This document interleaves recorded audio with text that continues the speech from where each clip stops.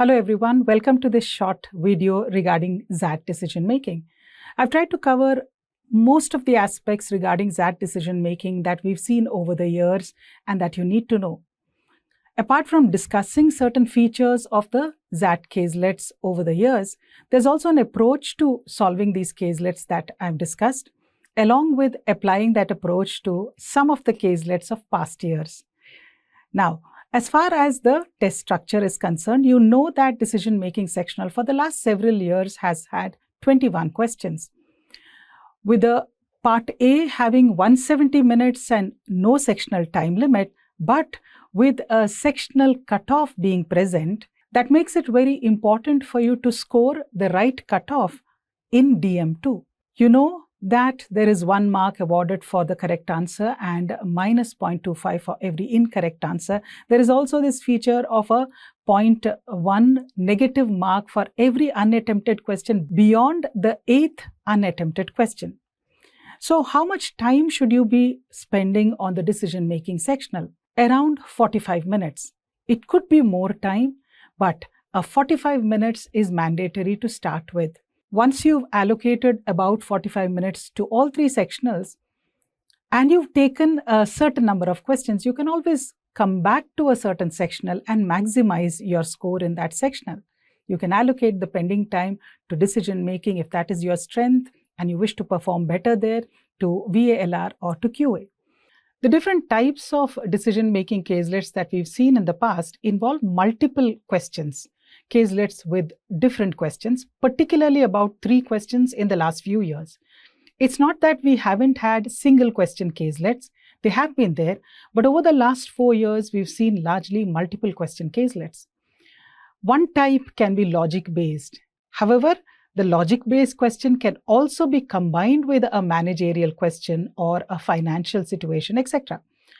But when there is a lot of logic to be applied, that is critical thought to be applied, because your critical reasoning fundamentals are quite sound, you will find that these might take you some time, you need to think over this, but the chances of accuracy are really high here. Financial issues, which involve some numbers, etc., can be time consuming again, but the chances of accuracy are really high. Managerial issues. Now you find that most situations tend to be managerial issues. If you do an understanding of the last several years XAT decision-making caselets, you'll find that the bulk of them tend to be managerial issues, some of them combined with some sort of ethical dilemmas or purely ethical dilemmas at times, or managerial issues combined with logic. Now, with the managerial situations, you will find that they are moderately time consuming. They don't consume as much time as perhaps your financial situations, etc. But the accuracy tends to be slightly on the lower side because the options are extremely close. And for many of us, thinking like a manager can be challenging. Ethical dilemmas as well are moderately time consuming, but they give you very low accuracy. In fact, lower accuracy than your managerial situations, because the options tend to be very close and figuring out the right ethics involved is a little challenging. So as I mentioned, most caselets of the last several years have been managerial situations. Look at this table and you'll find that it's largely been 21 questions except for XAT 2023, which had 22 questions, which also included 1 mathematical caselet. In every other year from 21, you've not really seen a mathematical caselet. They've purely been situational cases, managerial cases. Now again, in 24, 22 and 21, we've seen 7 caselets of 3 questions each. But in 23, there were 6 caselets of 3 questions each and then 2 caselets of 2 questions each, which is why the total number is 22.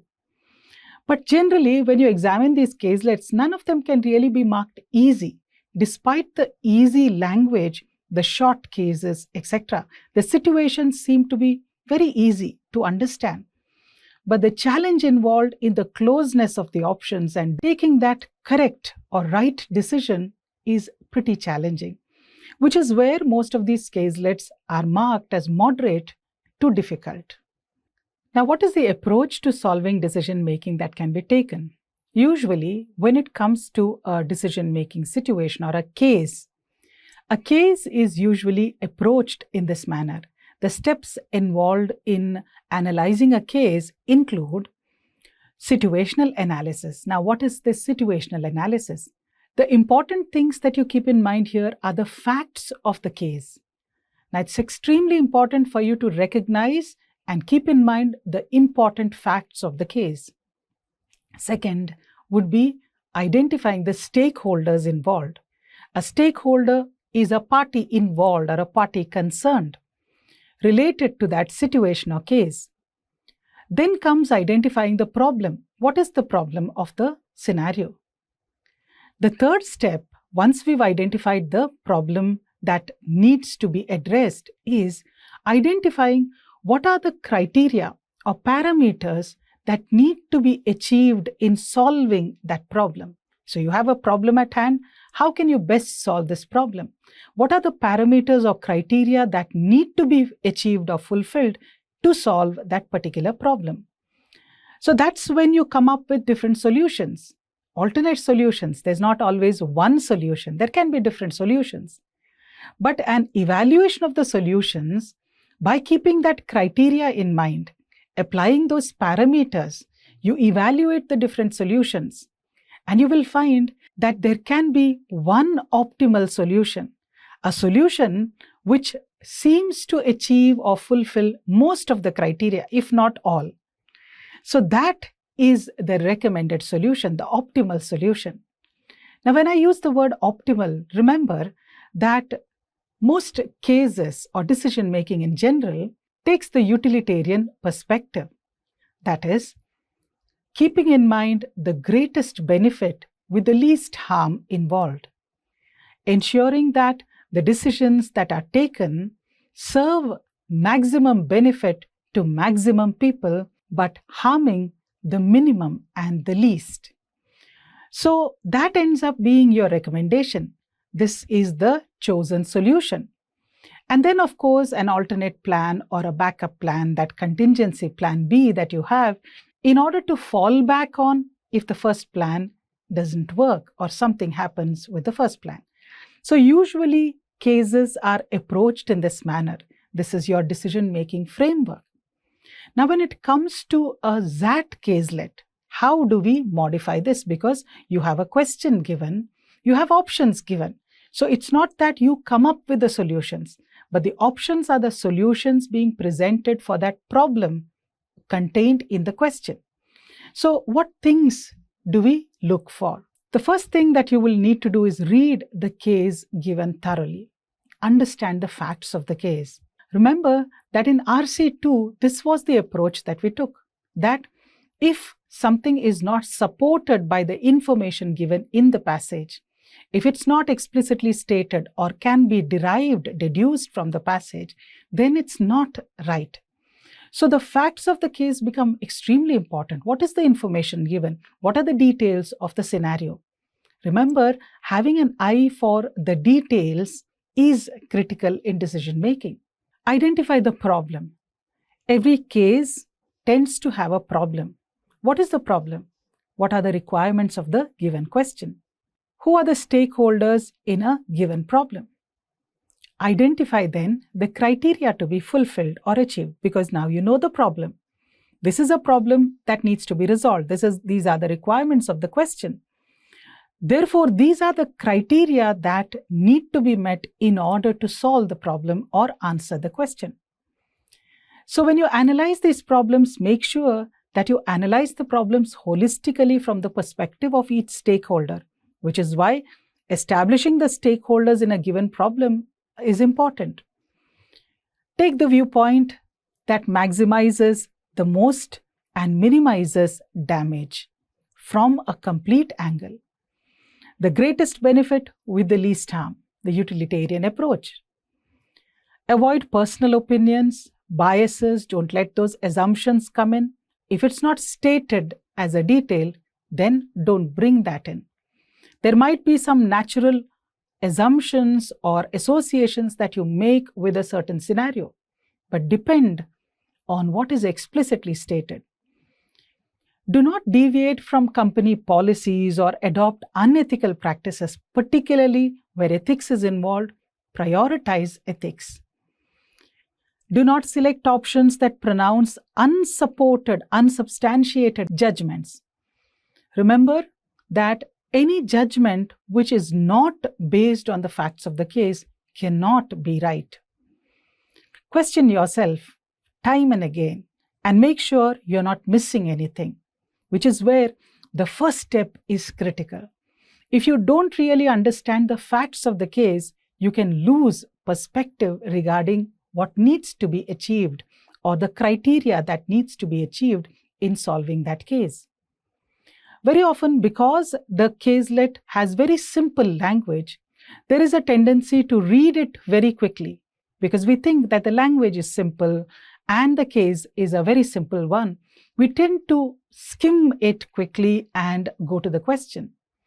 But perhaps reading that given case not once because it's short any which ways and is not going to take a lot of time, reading it the second time or noting down, at least making a mental note of the important points is important.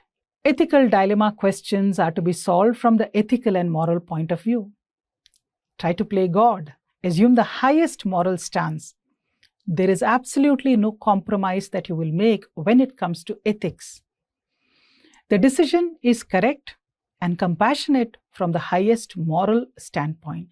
When you take an option or when you decide something from the highest moral standpoint, you will find that the decision is correct and compassionate to everyone. Here is a caselet from XAT 2023. I've chosen this because it's a short case, but it's a managerial business situation which also involves logic. Now, let's understand the facts of the case clearly. Dhan is a poor but enterprising 15-year-old. Enterprising, look at the choice of words. She lives in the world's largest slum in a metropolitan city. Then there is a description of the slum, and she lives along with a widowed mother. Dhan's mother worked intermittently as a daily wager in a small savory factory. For a 15-year-old, Dhan's life was hectic. She spends 2 hours every day in fetching water for the household, packing breakfast and lunch for her mother. She also had to prepare supper. And then, because her mother insisted, she also attended an evening bridge school run by an NGO. Dhan's dream was to provide a comfortable life to her mother and take her family out of poverty. Of late, there seems to be an opportunity that comes her way. She finds that the customers to a nearby tea-cum-savory stall were mostly the slum dwellers, who thronged the stall for its low prices and lack of alternatives. So the TCS, which is the tea-cum-savory stall, had customers who were mostly the slum dwellers. And the stall seemed to offer low prices, and because there were no other alternatives, you had more and more of the slum dwellers coming there. Dhan gathered that the TCS could not cater to all of its customers. The owner still made a neat ₹800 profit per day. Dhan saw that a probable first step towards her family's economic independence could be to own her own TCS. So here is a situation where we have Dhan living in financial need, living in poverty, and an opportunity for financial independence, economic independence coming her way. So the problem scenario here is that she's in financial need and an opportunity for economic independence that arises. Now here is our first question. There are no additional facts that are given. All we are asked is, choose the best option that will increase Dhan's chances of realizing her dream of starting a venture. Best option that will increase Dhan's chances of realizing a dream of starting a venture. So who are our stakeholders here? Dhan and her mother. The criteria that we will need to keep in mind in order to address this question, increase Dhan's chances of realizing a dream, would be the circumstances that will make it easy for Dhan to manage everything. As far as the facts of the case go, she has a lot of responsibilities which she cannot ignore. And it is not possible for her to hire someone because they are already in financial need. So what are the circumstances that will best make it easy for Dhan to manage everything without additional expenses. That is, household chores as well as setting up the venture. There are no further expenses that we will be looking at because she is not in a position to afford additional expenses. Stop going to the bridge school. This might free her of a few hours, might give her some free time. But it might not be the best thing that will increase her chances of realizing a dream. And education is also a future investment. It's a prospect for growth for her. So you can't really say that not going to the bridge school is going to increase her chances of realizing a dream. Second, request mother to stop working and be a partner in the new venture. Now, the problem is that she has to deal with the household chores as well as the venture. If she asks her mother to stop working and help her in the new venture, she will not have to incur any additional expenses. Because it's very difficult for them to manage both things, the household chores as well as the venture. Hiring somebody else to assist her is going to be challenging because she does not have that much money with her. So that is impractical, at least at the start. Now, B looks like a good thing because you have somebody from the family helping you out with the household chores as well as in the venture. C, hire someone at rupees 10 per day to fetch water for the household. It is evident from the case that she is living a very meager existence without much additional income, which means this is not affordable to her. D, request mother to pack her own breakfast and lunch. Now, considering the situation of her mother's working at this factory, perhaps the timings involved, etc., it looks like it's quite difficult for her to manage household chores as well as the factory work, which is where Dhan is helping out with the household chores. So this looks quite impractical. Request mother to fetch water for the household. The same thing again. Given the circumstances of her work at a factory, it is probably difficult for her mother to manage. So the best scenario, which is going to make it easy for Dhan to manage everything without incurring additional expense, is asking her mother to stop working and being a partner in the new venture. So when a mother isn't working at the factory, she has someone to assist her with the venture, with the household chores as well, which makes these two things manageable for her.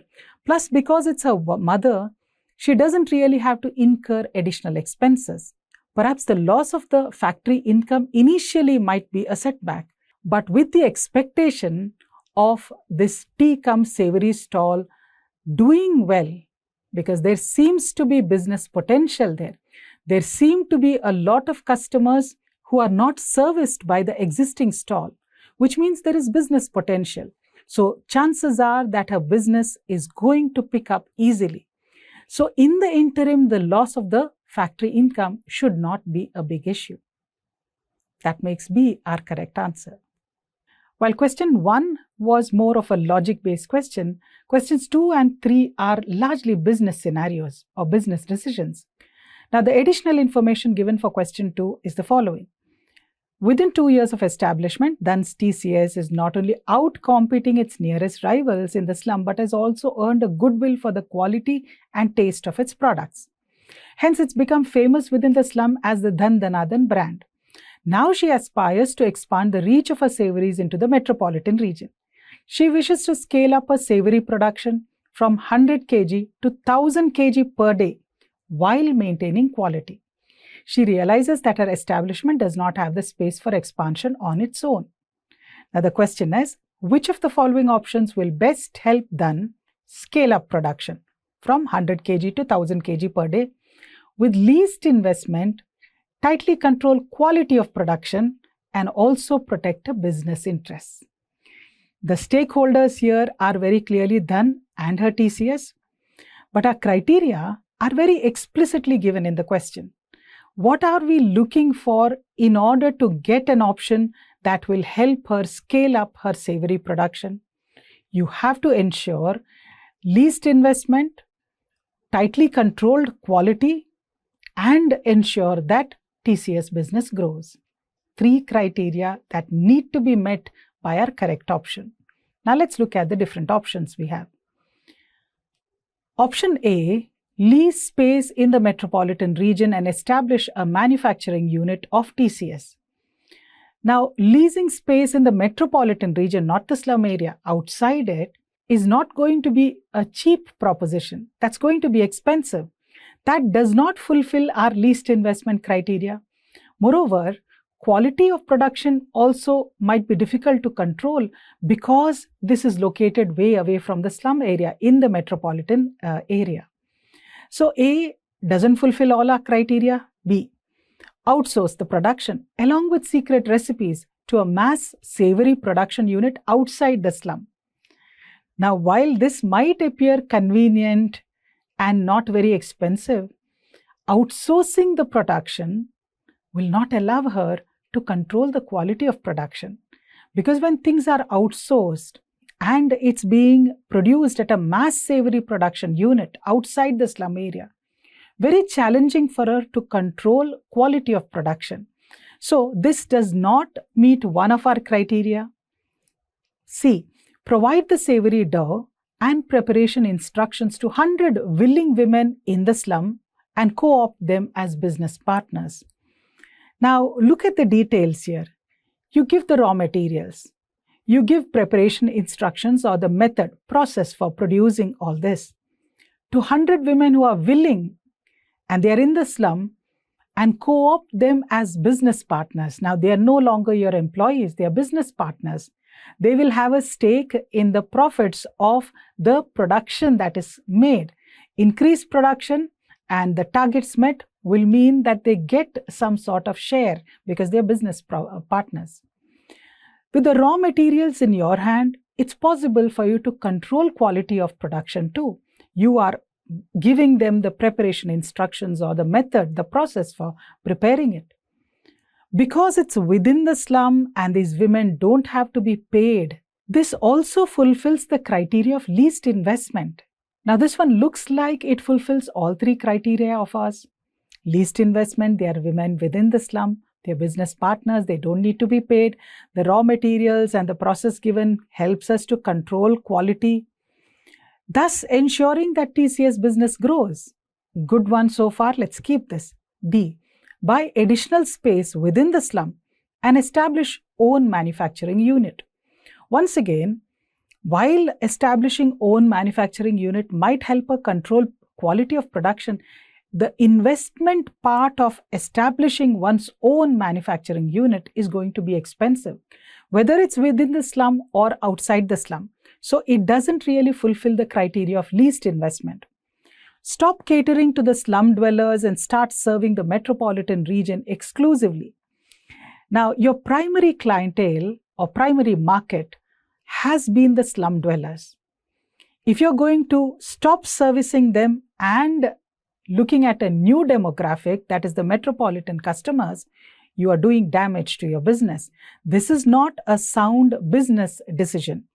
Loss of a primary business market or the clientele, definitely not the idea of expansion or scaling up production. So E can be eliminated. What we come back to is option C because this one fulfills all three criteria of ours. Now look at the next one, which is also a business scenario or business decision. Dhan, with her ingenuity, cleverness, finds a way to scale up her production capacity on her own terms. Though Dhan's TCS has become the famous Dhan Dhanadhan brand within the slum, it is still unknown to the outside world. Thus, Dhan embarks on the next challenge of creating a market for savories amongst the masses in the metropolitan region. So what is her challenge now? Creating a market for savories amongst the masses in the metropolitan region. The masses is a reference to the lower end consumer, the common man. From the following, choose the best option that will help Dhan to sell her products at the lowest price to a maximum number of metropolitan customers. Our criteria are also very clear again in this question. The question expects us to fulfill the criteria of lowest price, maximum number of metropolitan customers. So the stakeholders are clearly Dhan and her TCS. The criteria would be selling her products at the lowest price, reaching or increasing your reach to a maximum number of metropolitan customers or the masses. Let's look at each option now. Option A, overwhelm the metropolitan residents with digital advertisements on Instagram. While Instagram might give some publicity, it needn't necessarily translate into business or sales. Moreover, we don't even know what kind of demography is connected with digital advertisements on Instagram. Maybe this might not be the crowd or the market demography that she is targeting, the masses, perhaps. So awareness can be created, but you can't really guarantee that this is going to translate into sales. B, hire a few sales executives to sell products of dhan brand. Hiring people is not going to fulfill the criteria of lowest price. If the price of the product is going to be low, then the cost of manufacturing it cannot be high. Your budget in manufacturing that product cannot be high, which means she will have to keep her expenses or costs controlled here. So the budget of lowest price may not justify hiring sales executives to sell those products. It doesn't fulfill one of our criteria. Engage slum dwellers commuting daily to metropolitan region for work to sell the products on commission basis. Now these are slum dwellers. They anyway travel every day to the metropolitan region. So I am not going to incur additional expenses for their travel, etc. Now these are engaged to sell the products on commission basis. They are slum dwellers. They might be more than willing to earn that additional income. Now C looks quite good. It fulfills our criteria: low budget, lowest price, and slum dwellers might even be able to relate and connect easily with the masses. That's our plan, that we want to increase the reach of our products to maximum metropolitan customers, the masses. So the slum dwellers might even connect easily with the demography being targeted. D, hire a celebrity who currently endorses a diamond jewelry brand to endorse the dhan brand. Now it's a celebrity in the first place, which means I'm going to incur some expense. Second, it's not even a celebrity who might relate to the masses that I'm targeting. He's a celebrity or she's a celebrity endorsing diamond jewelry. Diamond jewelry is premium and targets a higher market demography, which means this might not necessarily help me reach out to the right market of mine. The celebrity may or may not be popular or may not have the reach amongst the masses that I'm targeting, because this is a premium product, diamond jewelry, and therefore that celebrity might be connected with premium customers. Dhan may not have the budget for this because it's expensive. Reach out to the malls and high-end retail stores in the metropolitan region through a few marketing executives to sell the products. Once again, hiring marketing executives is going to be expense. Second, this product is not being targeted to the high-end retail stores. The malls and high-end retail stores cater to a different customer segment. Now that's not what we are targeting. We're selling a product that is low priced to the masses. So high-end retail stores are not really mass stores. That means that we come back to C, which fulfilled all our criteria. That's the best option here for her to sell her products at the lowest price to a maximum number of metropolitan customers. This caselet from XAT 2022 involves some ethics as well and is largely logic-based. It talks about Korkai, a serene village nestled in a small island separated from the mainland by a strait. A strait is a narrow passage of water that connects two water bodies or two land pieces. Its inhabitants are mostly fishermen. A boat ride across the strait is the only mode of transport to the mainland. Now that's key information. How do the islanders reach the mainland? Only via a boat ride. That's the only mode of transport. Budugu is the boatman. He ferries people, cattle, etc. and that is what he does for a living. The remoteness and lack of connection to the mainland has actually served him well. It's helped him because he has a thriving business. He's the boatman, and it is only via a boat ride that people can go to the mainland. He has a family of 5. His daughters are studying at a city college and dream of corporate jobs in the cities. His ailing mother and wife complete his family. He sent his daughters to study in the city as there is only one school in Korkai, and that's run by an NGO. The NGO prepares the village kids for higher studies. For people who can't go to the cities, the NGO teaches them the local way of life. Budugu is a member of the village panchayat that runs the village administration. At Korkai, people don't really remember the local MLA or MP. But interestingly, the local MLA visited last week and told the islanders that there are major changes planned for the region. And what are these major changes? Urgent construction of a bridge connecting the island to the mainland and real estate development. She announced that the island will soon become a well-known eco-tourism destination, and that will change the livelihood of the people. The local livelihood, which was largely dependent on fortunes at the sea, might now enjoy the certainty. It was dependent on the sea and what the sea would give them. Now it might enjoy the certainty of minimum wages that the eco-resort owners would give them. Nevertheless, some villagers have their fears that the bridge will irreversibly change their lives and livelihoods. So what is the problem scenario here? The problem is the plans to make the island an eco-tourism destination, potentially changing the lives and livelihoods of the villagers. It holds the potential of changing the lives and livelihoods of the people. Now let's look at the first question here. Budugu fears that the proposed bridge will leave him jobless and is determined to do something about it. He wants to gather effective support in order to get the construction of the proposed bridge delayed. Now he is concerned about himself. He is not concerned about the certainty of wages that will come in or the development of the island that can happen. He is concerned about his job. As a boatman, his job will be lost if there is a bridge that allows people to move to the mainland. So he wants to gather effective support in order to get the construction of the proposed bridge delayed. Which of the following will be the most feasible option for Budugu to gather effective support? It's very crucial for us to understand that this question considers Budugu as the main stakeholder. That is, we have to understand this or look at this from Budugu's viewpoint. Most feasible option for Budugu to gather effective support. So our stakeholders are Budugu, there is the government or the local MLA, there are the villagers as well. What is the criteria that we're looking at?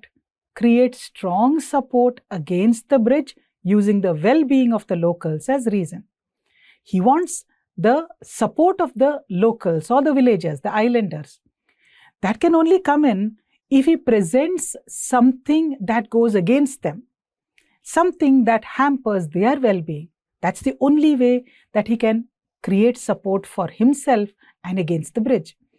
Now let's examine each option one at a time. Option A, inform the environmental experts in the nearby cities that the strait is home to rare fish, frogs and turtles. Now this might buy him some time, because we don't even know if the strait really has rare fish, frogs and turtles. So once the environmental experts find out that this is not true, then the construction of the bridge is going to be resumed, which means this is going to fetch him very little time and is not really something that is a strong reason.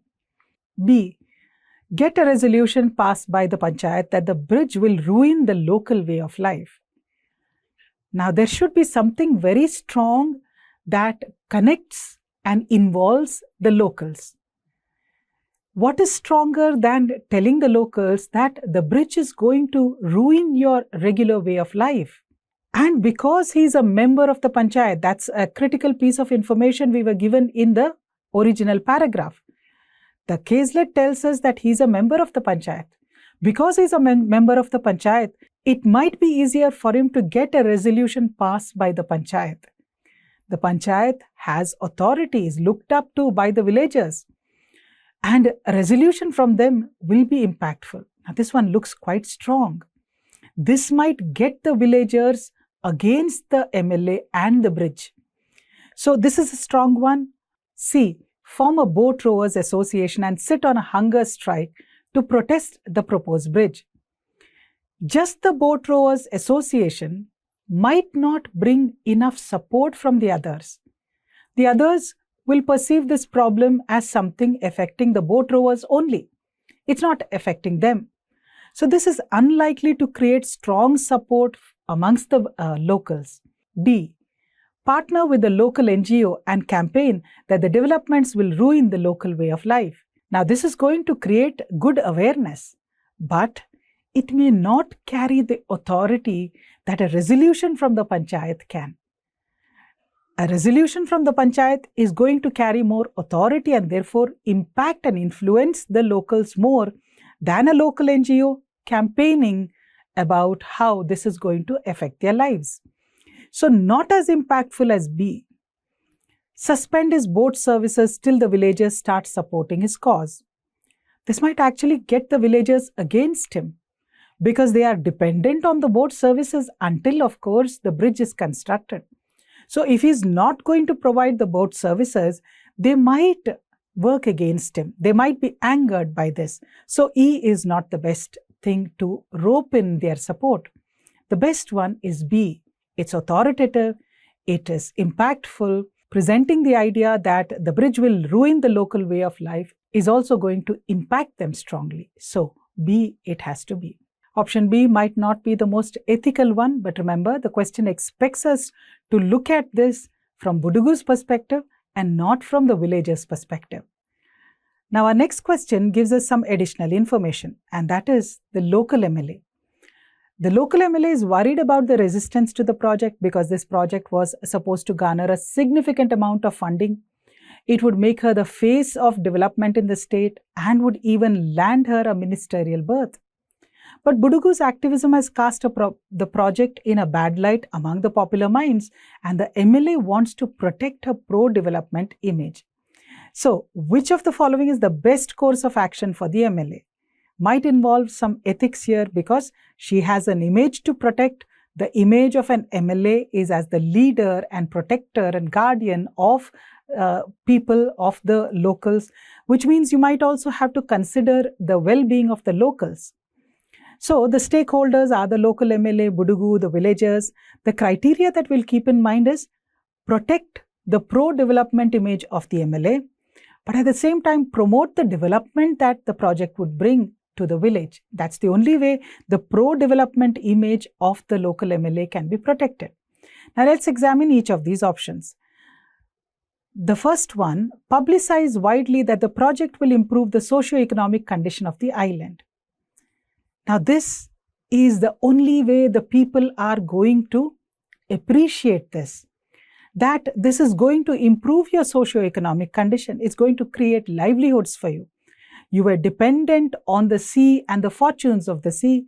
Now your wages are going to be certain. Option A, publicize widely that the project will improve the socio-economic condition of the island.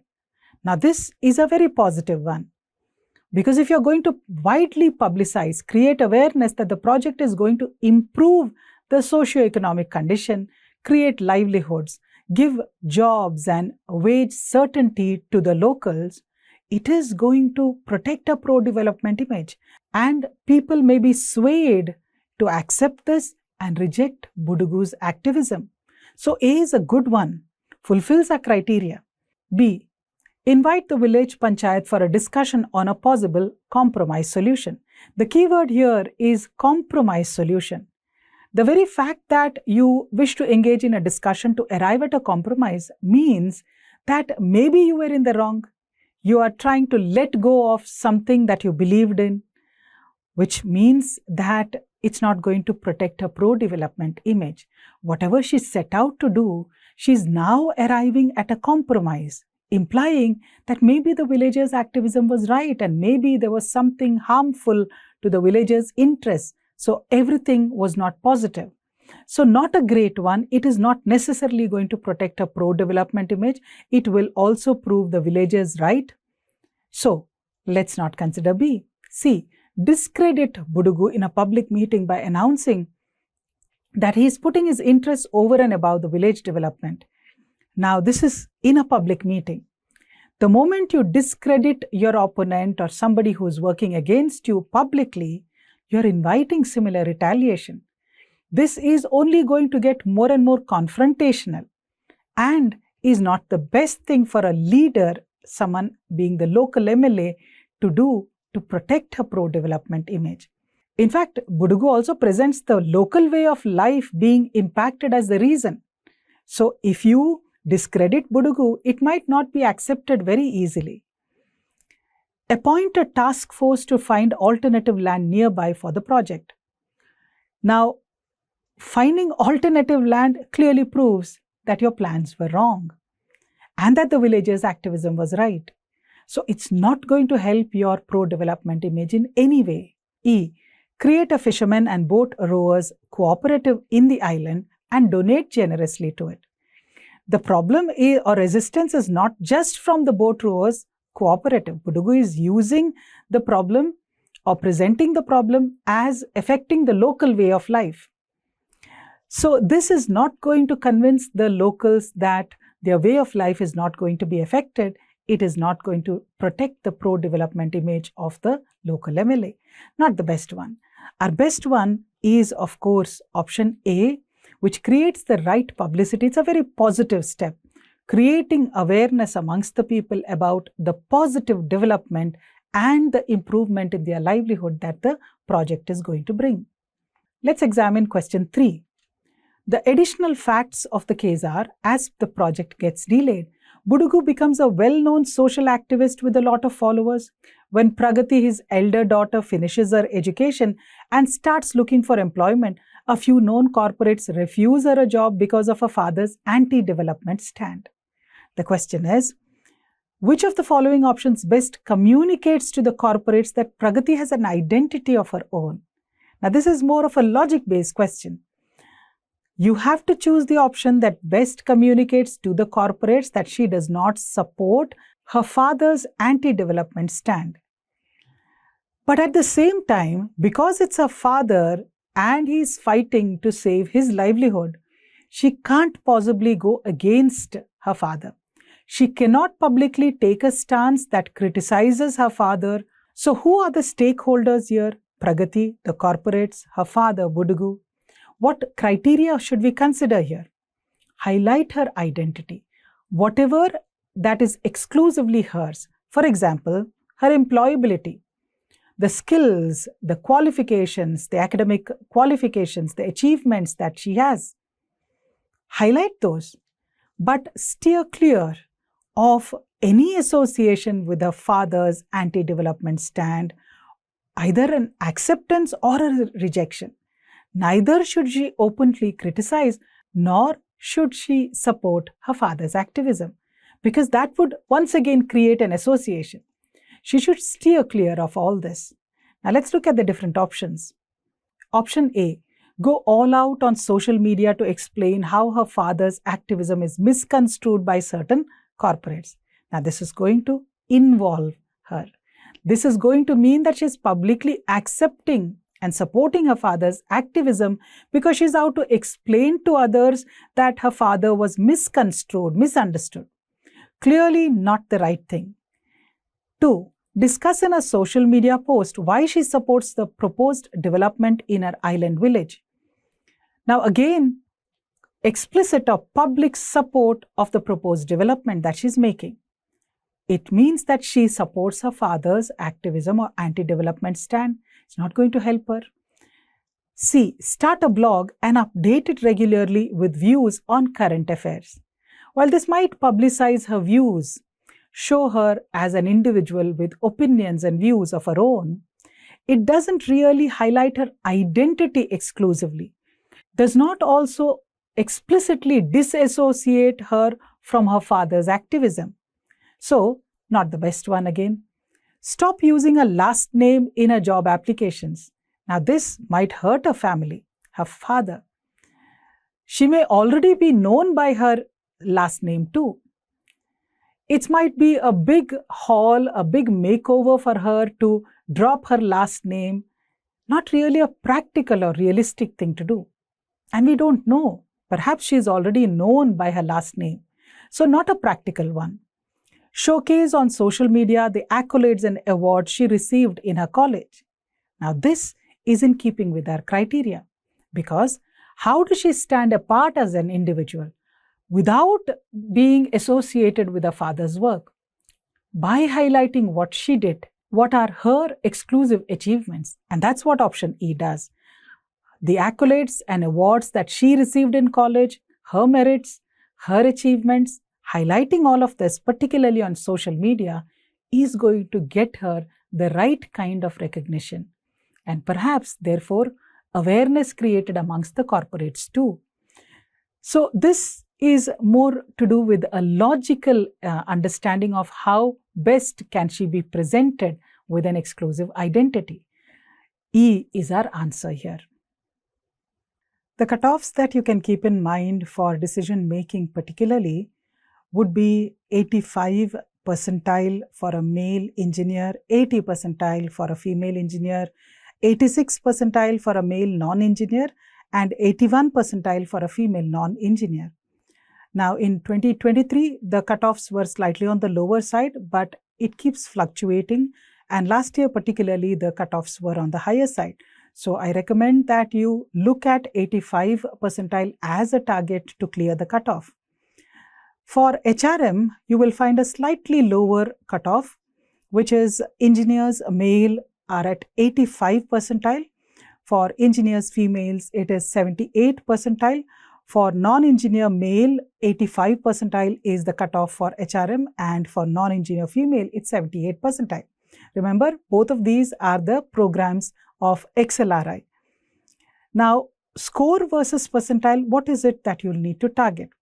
For example, if you're looking at an 85 percentile in decision making, you will have to ensure that you get a 9 questions right, a score of 9, which is, even considering that very minor negative score that you will get for the unattempted questions beyond the first set of 8 unattempted questions.